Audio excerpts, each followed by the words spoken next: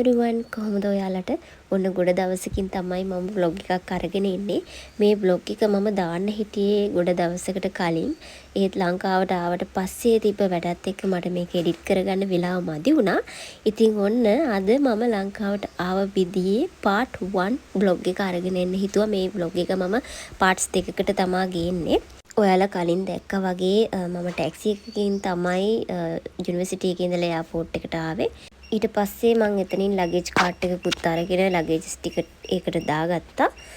දැන් මම මේ ඇතුළට යන ගමන් තමයි ඉන්නේ. ඔයාලට පේනවා ඇති ටිකක් ක්‍රවුඩ් එක වැඩි. දැන් වෙලාව උදේ 6ට විතර ඇති. ඒ වුණාට ක්‍රවුඩ් එක වැඩි. මගේ ෆ්ලයිට් එක තියෙන්නේ 10:10ට. මේ තියෙන එයාපෝට් එක ඇතුලේ මේ ඔයාලට පේනවා ඇති මේකේ චෙකින් කවුන්ටර්ස් තියෙනවා A වල ඉඳලා R වෙනකන් ලොකු ප්‍රමාණයක් තියෙනවා. මගේ ෆ්ලයිට් එකට තාම චෙකින් වෙන්න දාලා තිබුණේ නෑ මම ඒක නිසා පොඩ්ඩක් වාඩි වෙලා හිටියා මේ වලට පේනවා ඇති කට්ටිය ඉක්මනට යනවා එතකොට මේ තියෙන්නේ self checking counters ඒ වගේම manual checking counters උත් තියෙනවා මේවත් යූස් කරන්න පුළුවන් මම ආවේ manual checking count එකකට මම දැන් ඒකේ queue එකේ තමයි ඉන්නේ මේකේ ඉන්න ගමන් මට ඔයාලට තව කියන්න දේවල් කීපයක් තියෙනවා පළවෙනි එක තමයි ඔයාලා චෙක් ඉන් වෙන්න කලින් ඔයාලගේ ලගේජ් weight එක ගැන ආපහු සැලකිලිමත් වෙන්න. මොකද ලගේජ් weight එක වැඩි නම් ඔයාලට අත්‍යවශ්‍ය දේවල් රිමූව් කරන්න වෙන්න පුළුවන්. ඒක නිසා ඒක ආපහු චෙක් කරන්න එතනින් මෙෂර් කරගන්න පුළුවන්. දෙවෙනි එක තමයි ඔයාලාගේ ෆ්ලයිට් නම්බර් එකට අදාළ චෙකින් කවුන්ට් එක ඔයාලා හොයාගන්න ඕන. ඒකට අනුව තමයි ඔයාලගේ ටිකට් එකේ බෝඩින් පාස් එක ගන්න තැන තීරණය වෙන්නේ.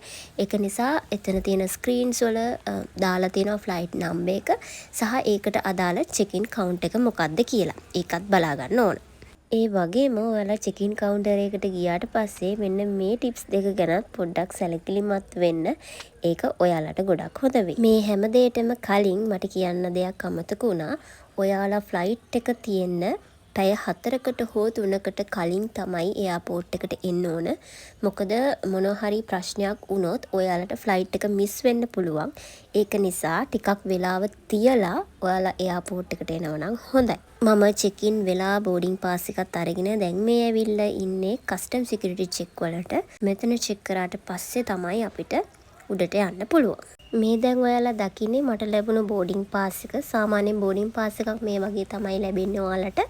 මේකේ තියෙනවා අපේ ඩේට් එක, එතකොට බෝඩින් නම්බර් එක, එතකොට ක්ලාස් එක, ඊට පස්සේ ගේට් නම්බර් එක, ෆ්ලයිට් නම්බර් එක, බෝඩින් ටයිම් එක, එතකොට අපේ සීට් නම්බර් එක, අපේ නම මේ හැමදේම මේකේ තියෙනවා. මේකට අනුව තමයි අපි ගේට් නම්බර් එක හොයාගෙන යන්න ඕන ෆ්ලයිට් නම්බර් එකට අදාළව. මම දැන් මගේ ෆ්ලයිට් නම්බර් එකට අදාළ ගේට් නම්බර් එක 14 තිබුණේ ඒක හොයාගෙන යන ගමන් ඉන්නේ. ඒ යන අතරමඟ දැක්කා මෙන්න මේ වගේ එකක් මේකත් ඔයාලට පෙන්වන්න හිතුවා. මේ තමයි ස්ලීපින් චෙයර්ස් අපිට අවශ්‍ය නම් මේක අන්ලොක් කරලා නිදා ගන්න පුළුවන්. මම දැන් මගේ ෆ්ලයිට් නම්බර් එකට අදාළ ගේට් නම්බර් 14 වලට ඇවිල්ලා ඉන්නේ. මේ ඔයාලට පේනවා ඇති ඒකට තව ටයිම් තියෙනවා බෝඩින් ටයිම් එක තාම ඇවිල්ලා නැහැ. මේ විදිහට තමයි එතනින් එළිය පේන්නේ. මේ වලට පේනවා ඇති ගොඩක් ප්ලේන්ස් පාක් කරලා තියෙනවා. තව වෙලාව තියෙන නිසා මම ආවා වතුර එකක් බොන්න. මොකද මම තිබහේ හිටියේ. මේ වගේ වෝටර් කන්ඩෙන්සර් තියෙනවා. ඒ වගේම টয়ලට්ස් තියෙනවා හැමතැනම. මේක නිසා එහෙම ප්‍රශ්නයක් නැහැ. ඒ වගේම මෙන්න මේ වගේ charging slots තියෙනවා. අපිට අවශ්‍ය නම් ෆෝන් ෆ්‍රී charge කරගන්න පුළුවන්. ඔන්න දැන් ගේට් එක ඕපන් වෙලා තියෙන්නේ. දැන් අපිට ඇතුළට යන්න පුළුවන්. මෙන්න මේ විදිහට තමයි යන්න තියෙන්නේ. ඔයාලට පේන්නේ අපි යන ප්ලේන් එක තමයි ඔය පේන්නේ. මේ ටිකට් එකට අදාළ එයාලයින් එක Shandong Airlines. ඉතින් ඊට පස්සේ මම ඇතුළට ඇවිල්ලා මගේ සීට් නම්බර් එකට අදාළ සීට් එකේ වාඩි වුණා. මම ඉල්ලගත්තේ වින්ඩෝ සීට් එකක්. මේ විදිහට තමයි එතනින් එළිය පේන්නේ. මෙහෙම තමයි ප්ලේන් එකේ ඇතුළ.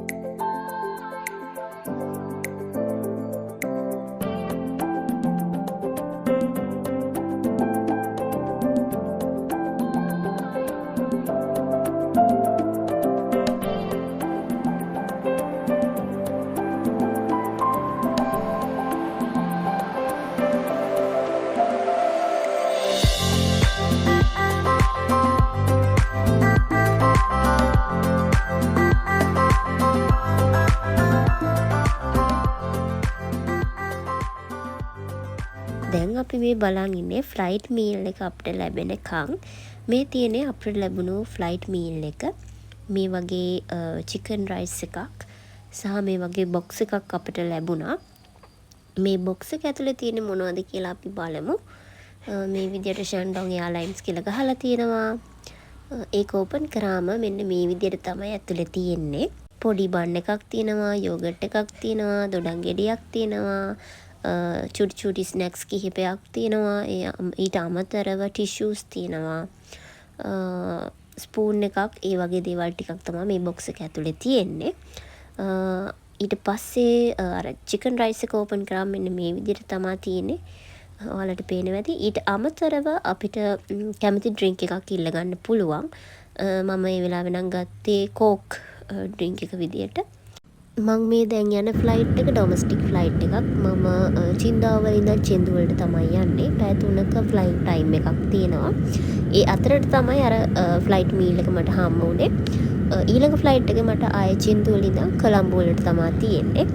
දැන් ඔයාලට මේ පේන්නේ අපි චෙන්දුවලට ඇවිල්ලා ප්ලේන් එක බස් වෙන විදිය තමයි පේන්නේ. මම ඔයාලට කිව්වනේ මම මේ vlog එක parts දෙකකට ගේන්නේ කියලා. එතකොට මම මේ අද කවර් කරේ චින්දාවල ඉඳන් චෙන්දුවලට ෆ්ලයිට් එක කොහොමද ආවේ කියලා. ඊළඟ vlog එකේදී චෙන්දුවල ඉඳන් කොළඹ වලට යන ෆ්ලයිට් එක vlog කරන්න තමයි මම හිතුවේ.